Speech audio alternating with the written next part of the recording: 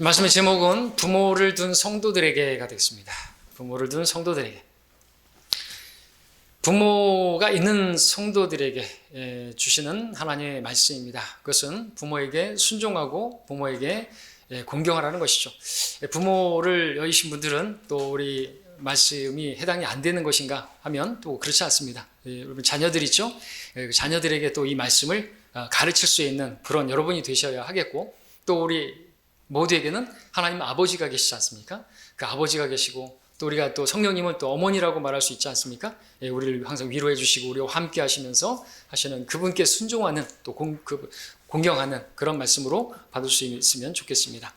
자, 부모에게 순종하고 공경하라는 말씀은 주님께서 십계명을 주실 때 1계명부터 4계명까지가 하나님과의 관계죠. 그리고 5계명부터 10계명까지가 그 사람과의 관계에 관한 말씀인 것입니다. 근데 사람과 관계되는 그 말씀 가운데서 첫 번째 계명이 뭐냐니까 바로 부모에게 순종하고 공경하라는 그런 말씀인 것이죠. 약속 있는 첫째 계명입니다. 잘 되고 건강하게 될 것이다. 장수하게 될 것이다. 그렇게 말씀을 주고 계십니다. 그만큼 중요한 계명인 것입니다. 주님께서 약속하신 것이죠. 자, 유교에서도 효를 매우 중요한 덕목으로 이야기하죠. 논어에는 효는 백행의 근본이고 모든 덕의 근본이고 불효는 3천 죄목 중에서 가장 큰 죄라 그렇게 말을 하고 있습니다. 유교는 하나님을 모르는 종교임에도 불구하고 이렇게 효의 중요성에 대해서만큼은 상당히 깨닫고 있는 것을 볼 수가 있습니다. 근데 하나님 말씀은 어느 무엇보다도 아주 중요하게 아주 오래전에 부모에게 순종할 것을, 공경할 것을 말씀하고 계시는 것입니다. 자, 여러분들 잘 하고 계십니까? 자, 이 말씀, 너무나 잘 아는 말씀이지만 실제로 잘 이루어지지 않는 것을 또 우리가 볼 수가 있습니다. 특별히 이런 말씀은 우리가 이 시대 마지막 때를 살고 있는 우리가 그 어느 때보다도 더욱더 붙들어야 할 말씀, 마음에 새겨야 할 말씀이라고 말씀드릴 수 있습니다. 왜냐하면 디모데후서 3장에 마지막 날들의 배교에 대해서, 마지막 날들의 특징에 대해서 말할 때 부모에게 불순종하고 라는 말씀이 나오고 있기 때문에 그렇습니다. 부모에게 불순종하는 것은 마지막 날들의 주님 오시기 전에 특징이라는 것이죠. 자, 오늘날 우리는 어른에서부터 청소년에 이르기까지 심지어는 어린아이들조차도 그 어느 때보다 부모에게 불순종하는 그런 모습들을 자주 보게 되는 것입니다. 갈수록 그런 모습들을 우리가 보게 될 것인데 그것은 시대의 하나의 표적인 것입니다. 올해 3월에 불효자 방지법이라는 것이 발의가 되었습니다. 이는 불효자 먹튀 방지법이라고도 불리는데 이것은 자식이 부모가 생전에 유산을 상속받은 이후에 부양을 하지 않을 경우에 그 유산을 다시 박탈하는 그런, 그리고 또 자식이 부모에 대한 부양의 의무를 다하지 않은 경우 그 부모가 죽었을 때 그에게 상속권을 박탈한다라고 하는 그러한 법이 발의가 되는, 참 씁쓸하죠. 돈 때문에라도 그렇게 부양을 하고 그렇게 공경을 해야 하는 그런 법이 만들어진다는 게 말이죠. 5월 7일 엊그저께 이제 어버이날을 앞두고 이런 기사가 나왔습니다. 연합뉴스 제목 존속 대상 범죄 매년 2,000건 안팎으로 발생한 폭행이 최다라는 제목으로 붙었습니다.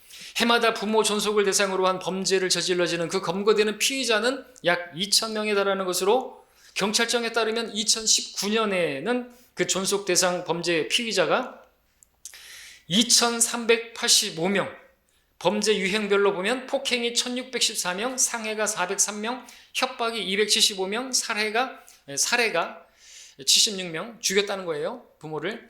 체포 감금이 17명이다. 지난해 2020년 통계는 다음 달 6월 달에 이제 나올 예정이라고 되어 있고요. 연도별로 존속 대상 범죄 피의자는 2015년에 1911명, 2016년에는 2237명, 2017년에는 2011명, 그리고 2018년에는 2253명, 그리고 2019년에는 아까 말씀드렸던 것처럼 2385명. 그래서 전체적으로 올라가고 있는 것을 보게 되는 것이죠. 2020년은 더 많겠죠. 2021년은 아직 지금 4개월밖에 안 지났으니까 통계가 나올 수는 없겠죠.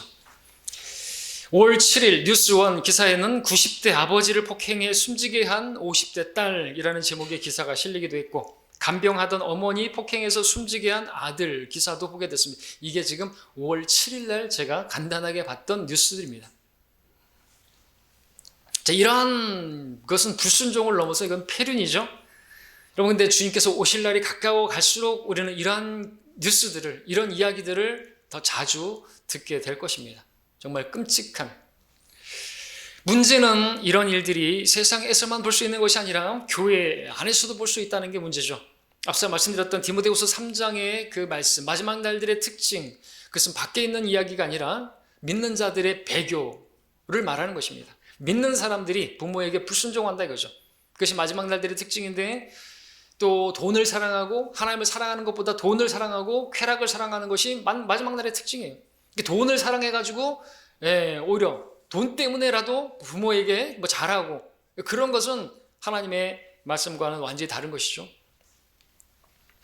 쾌락을 사랑하는 것 때문에 자신의 어떤 그 유흥을 위해서 유흥비를 달라고 해서 그 어머니가 안 주니까 죽이기도 하고 때리기도 하고, 그런 일들이 벌어지는 것입니다. 하나님 믿는다는 자녀들이 부모에게 불순종하고 그렇게 돈을, 쾌락을 사랑하는 그런 시대가 오고야 말 것이고, 또 이미 왔고, 이것이 바로 다른 게 아니라 배교라는 것입니다. 디도서 1장 16절에서 그들이 하나님을 안다고 고백하나 행위로는 부인하나니 가증한 자요 불순종하는 자요 모든 선한 일에 버림받은 자들이라 했는데, 불신자를 얘기하는 게 아닙니다. 모든 선한 일에 버림받은 자들은 당연히 불신자들이겠지만 믿는 자들이라는 것이죠. 하나님 안다고 고백하는 사람들이라는 거죠. 자기도 구원받았다고 말하는 사람들이라는 것이죠. 그들이 불순종하는 자들이라고 말하는데, 하나님께 대해 불순종하는 것뿐만 아니라 부모에게 불순종하는 그런 일을 하는 것입니다. 자, 근데 하나님의 자녀라고 한다면 하나님께 순종할 뿐만 아니라 부모에게도 순종할 줄 알아야 되겠죠. 부모에게 순종할 줄 모르면서 하나님께 나는 순종한다, 이것은 말이 안 되는 것입니다. 자기 형제를 사랑하지 않으면서 나는 하나님을 사랑한다, 말이 안 되는 것처럼 부모를 순종하지 않으면서 하나님께 나는 순종한다, 말이 안 되는 거예요. 새빨간 거짓말이라고 요한일서에서 말씀하고 있습니다. 사실 하나님과 바른 관계에 있으면요, 사람과도 바른 관계가 있죠. 그래서 10계명도 그렇게 하나님과의 관계를 1계명부터 4계명까지 말씀하시고, 그 다음에 사람과의 관계를 말씀하시는 거죠. 그러니까 첫 단추가 잘 껴지면 둘째 단추가, 그래서 이 10계명을 두 가지로 요약하셨죠. 마음과 생각과 힘을 다해서 하나님을 사랑하라, 그리고 이웃을 사랑하라. 그 이웃을 중에서 제일 첫 번째가 부모예요. 부모. 부모를 사랑하지 않으면요, 그가 하나님을 섬긴다 그러고 예배드린다고 하고 그러지만 그건 새빨간 거짓말이라는 것이죠. 말이 안 되는 거라는 거죠. 자, 오늘 우린 지난주에 이어서 가정의 달 5월을 맞아가지고 하나님께서 우리 부모를 둔 성도들에게 주시는 말씀을 받고자 하는 것입니다. 몇 가지로 말씀을 드릴 텐데, 첫 번째는 부모에게 순종하라는 말씀입니다. 자, 사도 바울을 통해서 주님께서는 신약 성도들이 따라야 할 그러한 사도 바울을 통해서 우리에게 말씀해 주시는 것입니다. 부모에게 순종하라. 자, 자녀들은 부모를 통해서 출생했고 또 그 부모에 의해서 양육을 받은 자들이죠. 그들의 부모는 그들을 낳아주고 길러주신 분들입니다. 자녀들이 그런 부모에게 순종하는 것은 당연하고 마땅한 일인 것입니다. 그런데 그 당연하고 마땅한 일을 그 자녀들이 하지 않는다면 그 원인은 어디 있는 것이라고 생각하십니까? 그것은 교만해졌기 때문이라고 말할 수가 있겠죠. 왜냐하면 교만은 순종과는 거리가 멀기 때문에 그렇습니다. 때문에 자녀들이 부모에게 순종하려고 한다면 무엇보다도 겸손해야 하는데, 왜냐하면 순종은 겸손한 자가 할 수 있기 때문이죠. 그래서 자녀들이 겸손해지기 위해서 필요한 것이 있다면 그것은 다음 절 4절에서 나오는 주의 교훈과 훈계다 말씀을 드리는 것입니다. 너희 아비들아, 너희 자녀들을 성나게 하지 말고 주의 교훈과 훈계로 양육하라, 이렇게 말씀하고 있는 것입니다. 주의 교훈과 훈계로 양육을 하게 되면 자녀들이 겸손하게 되어지고, 그렇게 겸손하게 된 성도들이, 그런 자녀들이 부모에게 순종도 할 수가 있는 것이죠. 자, 이 말씀은 주의 교훈과 훈계로 그렇게 양육되지 아니하고 오히려 세상의 교육이나 제도로 자란 아이는 겸손하기보다는 교만해지기 쉽다라는 것입니다. 자, 요즘 그 세상의 그러한 제도, 요즘 세상의 교육 어떻습니까? 성경이 가르치는 그런 그 자녀 양육과는 거리가 멀죠. 자, 부모들은 아이를 징계하지 않죠. 학교에서 체벌은 이미 사라졌죠. 부모는 아이들 기죽을까봐 웬만하면 큰 소리도 치질 않습니다. 어찌하든지 기를 살려주기 위해서 자존감을 높여주려고 기가 죽을까봐 애를 쓰는 것을 보게 됩니다. 그러나 그렇게 기만 살려준 아이는요, 교만해지기 쉬운 것입니다. 그렇게 자란 자녀들이 결국에 어떻게 되는 것인가? 우리는 뉴스들에서 많이 보는 것입니다. 자기밖에 모르는 이기주의자가 되어서 자기가 싫으면 부모도 그냥 버리고 부모도 때리는, 심지어 죽이기까지 하는 그런 일을 하는 것입니다. 분명한 사실은 겸손한 자녀가 부모의 말에 순종할 수 있다는 것이고 또 부모에게 감사할 수 있다는 것입니다. 반대로 교만한 자녀는 부모에게 감사하기는커녕 늘 불평불만이 앞서죠. 그래서 부모의 말에 불순종하고 대항하기까지 하는 것입니다. 그런데 이렇게 감사하지 않고 불순종하는 일은 아셔야 될 것은, 우리 자녀들 알아야 될 것은 분명한 명백한 큰 죄라는 것입니다. 로마서 1장 30절에서는 이방인들이 짓는 죄들에 대한 목록이 쭉 나오고 있는데 그 가운데서 부모를 거역하는 죄를 언급하고 있습니다. 그것은 이렇게 말하고 있습니다. 교만하며 자기 자랑만 하며 악한 일들을 꾀하는 자들이요 부모를 거역하며, 32절에서는 그들이 이 같은 일을 행하는 자들을 마땅히 죽음에 처해져야 한다는 하나님의 심판을 알면서도 그와 같은 일을 행한다 그랬습니다. 실제로 구약의 율법에 보니까 하나님께서는요, 부모에게 불순종하는 그런 완악하고 패역한 아들은 성문으로 끌어내서 그를 돌로 쳐서 죽이라고 신명기 21장에서 말씀하고 있는 것입니다. 그들은 마땅히 죽음에 처해져야 하는 하나님의 심판을 알면서도 이방인들조차도 그건 아는 것입니다. 왜 그런 것인가? 교만하며 그 다음에 부모를 거역하며가 나오는 것입니다. 왜 그렇게 된 것입니까? 주의 교훈과 훈계로 양육하지 않았기 때문에 그런 것이죠. 출애굽기 21장에서는 부모를 치거나 저주하는 자는 반드시 죽일지니라 말씀하고 있습니다. 잠언 30장 17절에서는 자기 아버지를 조롱하고 자기 어머니에게 순종하기를 싫어하는 자는 그 눈은 골짜기에 까마귀가 쪼아낼 것이요 새끼 독수리들이 그것을 먹으리라는 저주의 말씀이 있는 것입니다. 부모에게 불순종하는 죄는 이렇게 크고 그 저주 또한 큼인 것이죠. 부모에게 불순종하는 죄는 하나님 앞에서 사형에 당하는 그만큼 큰 죄인 것을 우리는 알아야 하는 것입니다. 그러나 부모에게 순종하는 일은 하나님의 뜻인데 그렇게 하면 하나님께서 매우 기뻐하신다고 성경은 말씀하고 있습니다. 골로새 3장 20절에서 자녀들아 모든 일에 부모에게 순종하라, 이것이 주를 참으로 기쁘시게 하는 것이라 그랬습니다. 그냥 기쁜 것이 아니라 참으로 기쁘게 하는 것이라고 말씀하고 있는 것입니다. 반대로 하면요, 아주 그것은 주님께서 불쾌하게 여기시는 것이라 그것은 사형까지도 구약의 율법에 따르면 그 정도로 말씀하셨다는 것이죠. 그리고 부모에게 순종하는 것은 주님께서 약속까지 하시면서 맹세까지 하시면서 잘 그렇게 하면은 잘 되고 장수할 것이라고 약속까지 거신 그런 계명이다라고 말씀하셨다면 얼마나 중요한 것인지 우리는 눈을 떠야 할 것입니다. 자, 부모에게 순종하는 거 하나님의 뜻입니다. 그렇다면 하나님의 뜻을 행하려고 이 땅에 오신 예수님, 그분께서는 이 문제에 대해서 어떻게 하셨습니까? 주의 뜻을 행하려고 내가 왔나이다 하시면서 그렇게 몸을 입고 이 땅에 오셨는데 그분께서는 이 땅에 계실 때 부모 순종의 본을 보여주셨죠. 그래서 요셉과 마리아 그렇게 온전한 부모라고 말할 수는 없지만 그럼에도 순종하셨습니다. 누가복음 2장 51절에서 증거하기를 주께서 그들과 함께 내려가 나사렛으로 오셔서 그들에게 순종하시더라 기록하고 있습니다. 예수님께서 이렇게 자신을 낮추셔서 겸손하게 그렇게 부모의 말에 순종했다고 한다면 우리가 주님을 따르는 자들이라면 마땅히 부모에게 순종해야 하지 않겠습니까? 그런 우리가 되기를 바랍니다. 두 번째 말씀은요, 주 안에서라는 말씀입니다. 1절에서 자녀들아 주 안에서 너희 부모에게 순종하라 말씀하고 있죠. 주 안에서라는 말씀은 우리가 부모에게 순종하는 그 동기가 어디에 있는 것인가 보여주고 있는 말씀이죠. 자녀가 부모에게 순종해야 하는 이유는요, 그것이 주님의 뜻이고 명령이기 때문이라는 것입니다. 자녀들이 부모에게 순종하는 것은 부모님이 자녀들을 낳으시고 길러주신 수고를 했기 때문에 당연하고 또 사회적인 질서 그리고 사회의 안녕을 위해서라도 당연히 그래야 되겠지만 무엇보다 그 근원적인 이유는 하나님께서 말씀하셨기 때문이라는 것이죠. 그렇기 때문에 주 안에 들어온 자녀들이라면 마땅히 이것을 아멘하고 받아들여야 한다는 것입니다. 우리가 주 안에 있는 주의 종들이라면 주님을 주님이라고 부른다고 한다면 주님께서 주신 그 명령에 당연히 순종해야 함이 마땅하죠. 그리고 또 이 주 안에서라는 말씀은 부모에게 순종하는 그 일에 제한, 범위가 있다라는 것을 말씀하기도 하는 것입니다. 부모에게 순종을 하되 주님의 뜻에, 하나님의 뜻에 거스르지 않는 선에서 그렇게 순종해야 한다는 말인 것이죠. 즉 하나님의 뜻에서 벗어나는 그런 부모의 말에도 순종해야 하는 것인가? 그것은 아니라는 것이죠. 그죠? 부모가 자녀에게 저 이웃집 누구를 죽이라고 말하면 죽이면 됩니까? 부모에게 순종하라고 했으니까 그러면 됩니까? 안 되는 것이죠.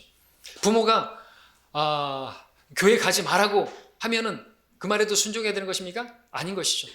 부모의 말이 하나님의 말씀과 상충되면요, 우리가 따라야 될 것은 하나님의 말씀인 것입니다.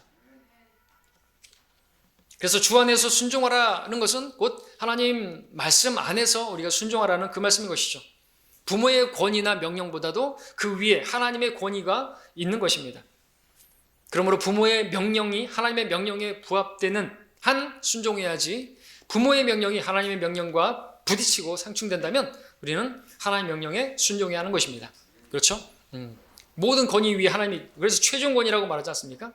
여러분, 사도들이 부활을 증거하다가 유대 관원들에게 그 머리라고 할 수 있는 그들이 말했습니다.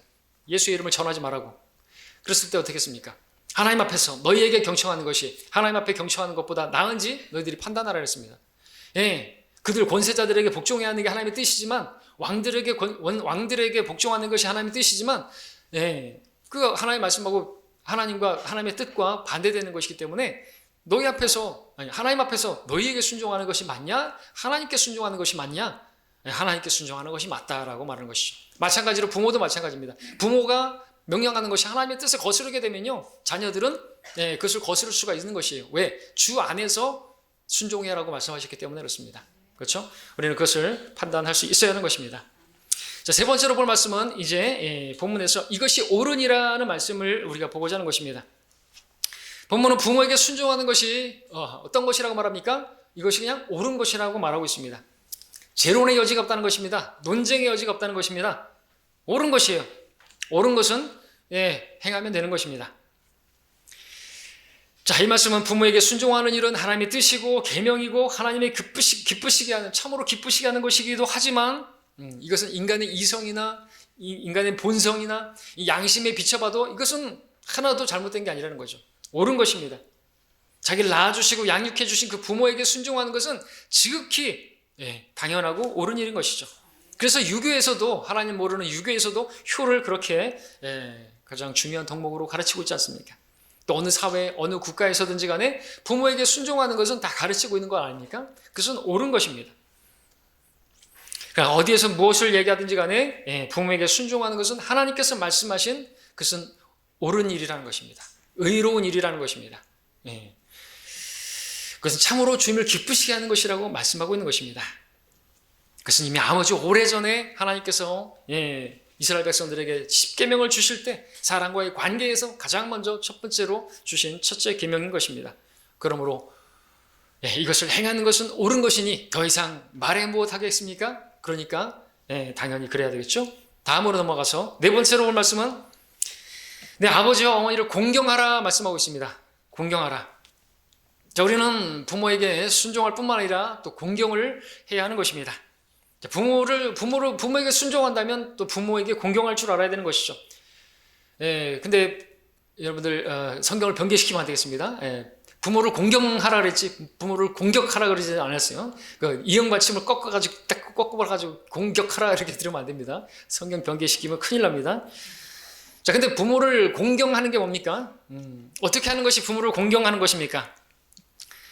부모를 공경한다면 첫째로 부모를 존중할 수 있어야 되는 거죠. 존중하는 걸 말합니다. 존경하는 것을 말하는 거죠. 공경이라는 말에 존중을 포함하고 있기 때문에 그렇습니다. 그렇다면 부모 공경은 그 부모에 대한 예를 갖추는 것으로 나타나야 할 것이겠죠. 가장 먼저. 그렇다면 무엇보다도 부모님에게 인사하는 것이 있어야 되겠죠. 인사. 우리 자녀들 부모에게 인사합니까? 문안 인사합니까? 그것이 부모를 존중하는 것이에요. 어려운 게 아닙니다. 부모님에게 머리 숙여 인사하는 것이 존중의 표시인 것이죠. 아버지가 퇴근하고 돌아왔는데 배 깔고 누워가지고 아빠 왔어? 이거는 전혀 존중하는 게 아닌 것이죠. 공경하는 게 아닌 것입니다. 그렇죠?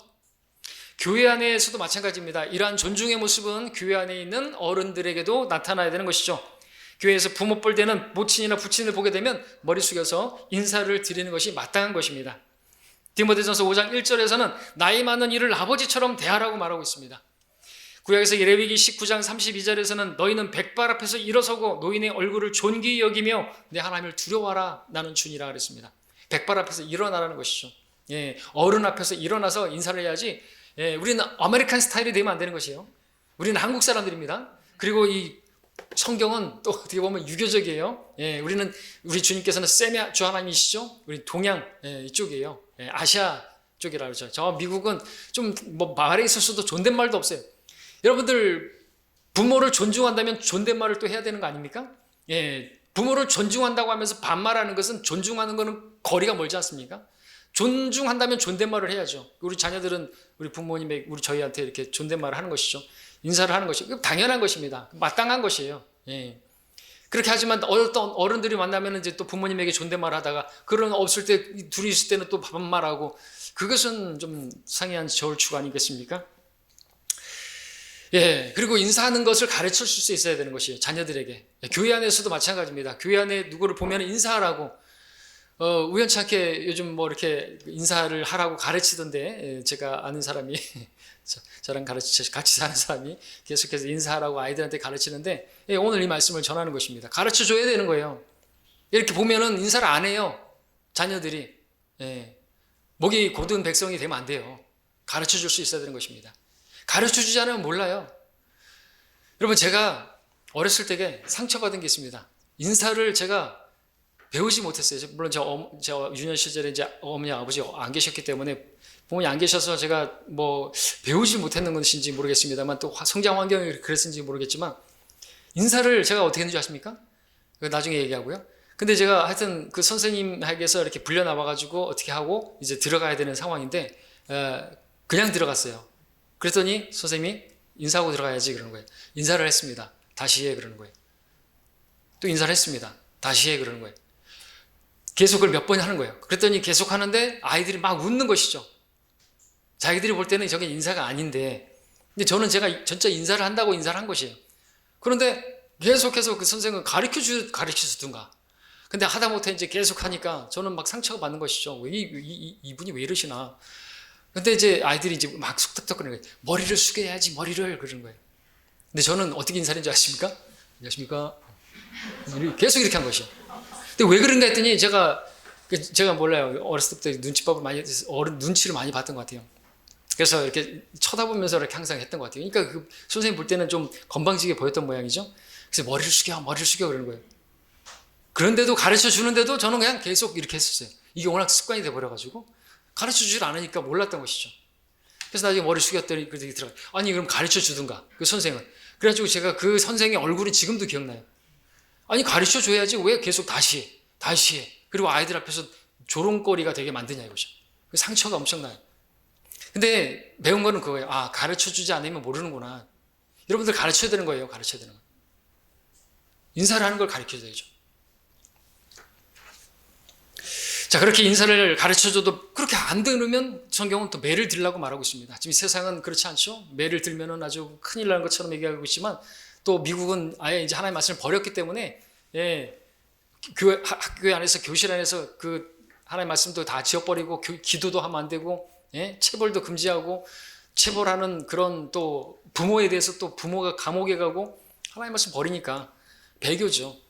하나님의 말씀으로 시작한 킹제임스 성경으로 시작한 미국이 망하는 것이에요. 하나님께서 근데 마지막 때는 그렇게 가게 돼 있습니다. 자, 부모에게 존중한다고 한다면요. 좀 전에 말씀드렸지만 부모에게 또 반말하는 것은 그건 옳지 않다고 생각합니다. 반말하는 것은 존중하는 것이 아니지 않습니까? 그리고 부모가 어떤 시킬 일이 있어서 그렇게 불렀는데 왜요? 라고 말하면 안 되겠죠. 성경에 보면 예수님께서도 우리가 그분의 말씀 앞에 예라고 해야지 순종해야지 왜요가 어디 있어 왜요가 왜요? 왜요는 일본 가요죠. 왜 그런 걸 부르려고 그래요? 그죠? 예라고 해야죠. 그리고 달려와야죠. 말씀하셔서 주의 종이 듣나이다. 그것처럼 부모에게 존중한다면 좀 와서 예하고 달려와야 되는 것입니다. 그랬는데요, 저랬는데요, 이러면 안 되는 것이죠. 근데요, 어쩐다고요? 이러면 안 되는 것이죠. 자, 이런 일이 사소한 것 같지만 이런 것부터도 우리 자녀들에게 가르쳐 줄 수가 있어야 되는 것이죠. 부모에게 존중할 줄 아는 그런 자녀로 키워야 되는 것입니다. 왜 그래야 되는 줄 아십니까? 부모를 존중할 줄 알아야지 하나님도 존중할 수 있기 때문에 그렇습니다. 여러분들 구약에서 엘리 대제사장이 결국에는 이제 죽임당하고 아들들도 다 죽임당했죠. 왜 그랬어요? 예, 그들은 아버지, 제사장, 아버지의 말을 안 들었어요. 그러지 말라 그러는데도 아버지 말을 듣지 않고 그러더니 죽임당했잖아요. 그러면서 주님께서 하신 말씀이 뭐죠? 나를 존중하는 자는 내가 존중하고 나를 존중하지 않는 자는 내가 멸하리라 말씀하셨습니다. 그 말씀이 거기서 나오는 것이죠.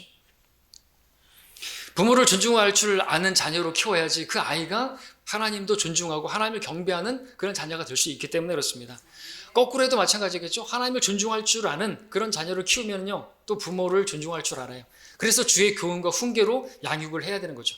그 훈계에는요, 교훈만이 아니라 말씀으로만 아니라 막대기도 필요한 것이에요. 징계가 필요한 것입니다. 여러분, 솔로몬이 그 잠언에서 많이 얘기하잖아요. 징계하는 막대기가 그 아이의 어리석음을 쫓아낸다고 말씀하고 있고, 또 어떻게 보면 다윗도요, 자녀 교육에는 실패한 것이죠. 그래가지고 그렇게 결국에는 하나님을 떠나고 그랬던 것이죠. 엘리 제사장도 그렇게 실패하고 그런 것인데, 여러분들은 실패하지 마시기를 바랍니다. 자, 그렇게 부모를 존중할 줄 모르는 자녀는 하나님 존중할 줄 모르는 것입니다. 요한일서에서 말씀드렸던 것처럼 형제를 사랑하지 않는 성도는 하나님도 사랑하지 않는 것이라고 했다면, 눈에 보이는 부모를 존중하지 않는다면 당연히 보이지 않는 하나님을 존중하지 않는 것은 당연한 수순이겠죠. 자, 그런 자녀가 되면 안 되겠죠? 그런 부모도 되면 안 되겠죠? 여러분들 가르쳐 줄 수 있어야 하는 것입니다. 부모를 존중하는 것은 부모를 공경하는 것으로 나타나야 되고 부모에 대한 이해를 갖추는 것이 필요한 것입니다. 그냥 친구같이 그렇게 대하고 그러는 것은 맞지 않는 것이에요. 성경으로 본다면 말이죠. 그리고 자녀라면 당연히 부모에게 그렇게 존중하고 해야 되는 것이죠. 바로 잡으셔야 됩니다. 바로 잡으시길 바랍니다. 다섯 번째로 부모에게 하시는 부모에게 해야 하는 그 말씀은 우리 디모데전서 5장을 보겠습니다. 디모데전서 5장. 다섯 번째로 부모를 둔 자녀들에게 주시는 말씀은 부모에게 보답하라는 말씀입니다. 디모데전서 5장 4절입니다.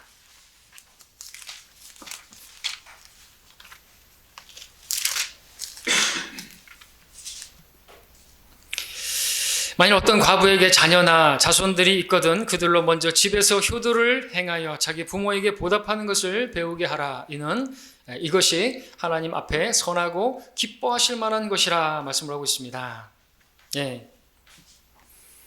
자녀들은 마음만으로 아니라 또 물질로도 보답할 수가 있어야 하는 것이죠. 이것은 이제 성인 자녀들을 말하는 것입니다. 그래서 이제 과부가 나오는데 남편이 죽었죠. 자녀가 있습니다. 그 자녀가 효도를 해야 되는 거죠. 부양해야 한다는 것이죠. 또 이제 물질로서 그렇게 보답할 수 있어야 된다라는 것입니다. 효도를 행한다. 부모를 공경한다고 한다면 당연히 부모에게 물질로 보답하는 것이 있어야 하는 것이죠. 왜냐하면 또 말로만 공경하는 것은 또 공경이 아니기 때문에 말로만 사랑한다고 하면서 부모님에게 용돈도 드리지 않고 실제로 물질적으로 이렇게 보답하는 게 없다고 한다면 그 말로만 하는 것은 그건 가짜일 가능성이 많잖아요. 그죠? 그 부모가 자기를 그렇게 양육하는 동안 얼마나 많은 물질이 들어갔어요. 그걸 돈으로 계산하면 얼마나 많을까요? 그죠? 그것뿐만 아니라 그 수고와 희생은 계산이 안 되는 것입니다. 그런데 그 자녀가 그 부모에 대해서 보답하기는커녕 말로만 사랑한다 그러고 잘 이렇게 계셔요 이렇게 말하면서 아무것도 효행하는 것이 실제로 보답하는 것이 없다고 한다면 그것은 반쪽짜리고 그건 잘못된 것이고 그것은 거짓일 가능성이 많은 것이죠. 그러므로 자녀는 자기를 낳으시고 그리고 기르시고 양육하는 동안 수고하신 그 희생에 보답하는 그것이 있어야 되는 것이죠. 뭐니 해도 머니를 드려야 되는 것입니다. 용돈을 드리는 것이에요. 이성 목사님도 늘 실질적인 것이 뭐냐면 뭐 사는 것보다도 용돈을 드려야 그죠. 용돈을. 부모님이 늙게 되면 집에서 모셔야 하는 것입니다. 자녀들은 마땅히 하나님 다음으로 부모를 첫째로 그렇게 섬겨야 하는 것입니다. 그렇게 하는 것이 부모에게 효도하는 것이고 그것이 보답하는 것이기 때문에 그리고 주님 말씀에 순종하는 것이기 때문에 그렇습니다. 그렇게 하는 것이 하나님의 뜻이고 그렇게 하는 것이 옳은 일이고 그렇게 하는 것이 선한 것이고 그렇게 하는 것이 참으로 주를 기쁘시게 하는 것이기 때문에 그렇습니다. 그러지 않으면 하나님의 자녀라고 스스로 자처한다 할지라도 그는 불신자보다도 더 나쁜 자가 될 수가 있어요. 디모데전서 5장을 펼쳐져 있습니까? 8절을 보십시오. 문맥이 그것입니다. 만일 누군가가 자기 친족, 특히 자기 가족, 자기 부모죠, 돌보지 않는다면 그 믿음을 부인한 자요, 불신자보다 더 나쁜 자니래. 불신자도 그죠? 자녀, 자기 가족 또는 부모에게 잘하는 사람 많잖아요. 근데 믿는다고 하면서 부모에 대해서 효도하지 않고 보답하지 않고 그렇게 어려운 가운데 있는데도 이렇게 모시지 않는다는 것은 불신자보다도 못한 것입니다. 믿음이 전혀 없는 정도가 아니라 부인해버린 것이죠. 믿는 자인데 믿음을 부인해버린 것이에요. 그거는 참으로 하나님께서 불쾌하게 여기시는 것입니다. 자, 여러분 이 말씀을 받으시고 여러분들이 믿음이 있다, 하나님의 자녀라고 한다면 이 말씀에 순종하시고 실제로 보답하는 여러분이 되시기를 바랍니다. 여섯 번째 마지막입니다. 여섯 번째 볼 말씀은 다시 본문으로 와서 이 부모에게 순종하는 것은 주님께서 약속하신, 약속을 거신 계명이다라는 거죠. 첫째 계명이다 말씀하고 있습니다. 2절 3절을 제가 다시 한번 읽겠습니다. 내 아버지와 어머니를 공경하라. 이것이 약속 있는 첫째 계명이니 이는 내가 잘되고 또 땅에서 장수하게 하려 함이니라. 부모 공경은요, 계명 중에서 10계명 중에서 하나님께서 약속을 걸고 있는 그 아주 독특한 계명인 것입니다. 그래서 출애굽기 20장 12절을 읽으면 너는 내 아비와 내 어미를 공경하라. 그리하면 주 너의 하나님께서 내게 준 땅에서 내 날들이 길 것이라 말씀하셨습니다. 이렇게 약속이 걸려있는 맹세하신 그런 계명이다라는 것이죠. 그래서 부모 공경을 여러분들이 왜 해야 하는가? 자녀들이요, 여러분들이 잘되고 여러분들이 장수하기 원하신다면, 일찍 죽고 싶은 사람 없죠? 하는 일이 다 망하기를 바라는 그런 자녀들 없죠?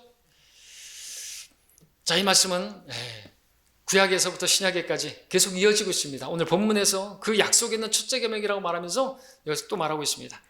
내가 잘되고 땅에서 장수하게 하려 함이라 그랬습니다. 부모 공경에 대한 하나님의 약속, 하나님의 복은 번영이고 장수인 것입니다. 사람이 건강하게 장수하는 것 분명 복이죠. 하는 일이 다 잘 되는 것 분명 복입니다. 하나님의 말씀대로 그렇게 부모에게 공경하게 되면 공격이 아니라 그러면은 하나님께서 보장해 주신다고 말씀하고 있는 것이죠. 이런 복이 예비되어 있는 것입니다. 그러나 부모에 대해서 불효하는 것은요, 망하는 길인 것입니다. 그러므로 자녀들은 자신의 장수와 번영을 위해서라도 좀 이기적인 것 같지만 부모님을 그냥 진심으로 존중하고 해야죠. 공경하고 보답하는 그러한 자녀들이 되어야 할 것입니다. 자, 오늘 본문 말씀을 읽고 설교를 마치겠습니다. 다시 한번 본문 에베소서 6장 1, 2, 3절입니다. 제가 1절, 여러분들이 2절, 그리고 3절은 함께 읽겠습니다. 자녀들아, 주 안에서 너희 부모에게 순종하라. 이것이 옳으니라. 내 아버지와 어머니를 공경하라. 이것이 약속 있는 첫째 계명이니 이는 내가 잘되고 또 땅에서 장수하게 하려 함이니라.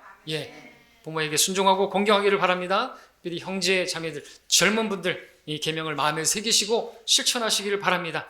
우리 부모는 우리 자녀들에게 이러한 말씀들을 잘 가르치고 마음에 새기게 하시기를 바랍니다. 이것이 하나님의 뜻이고 이것이 옳은 일이고 참으로 주를 기쁘시게 하는 일이기 때문에, 그리고 주님께서 복을 약속하신 그러한 뜻이기 때문에 그렇습니다. 우리 자신에게도 복이고 우리 자녀들에게도 복된 것입니다. 때문에 우리 자신이 이 계명을 실천함으로써 복을 누리고 또 우리 자녀들이 그것을 우리에게서 보고 자라게 함으로써 또 그것을 실천하게 해서 우리 자녀들도 복되게 하는 우리가 되기를 바랍니다. 기도하겠습니다.